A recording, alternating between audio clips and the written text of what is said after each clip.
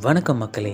நம்முள்ள பல பேர் இந்த காளான் அப்படின்ற மஷ்ரூமை பெரிதும் நம்ம விரும்பி சாப்பிடுவோம். அதற்கு காரணம் இதில் இருக்கக்கூடிய சுவை தான்.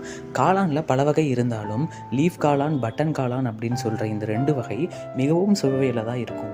இந்த காளானில் நமக்கு எண்ணற்ற பலன்கள் இருக்குது.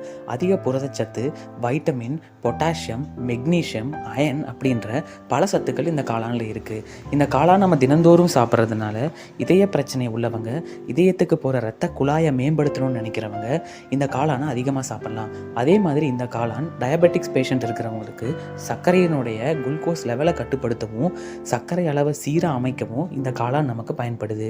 வெயிட் லாஸ் பண்ணுறவங்க இந்த காளானை தினந்தோறும் எடுத்துக்கிறதுனால அவங்க எனர்ஜி லெவல் அதிகமாக கூடுது.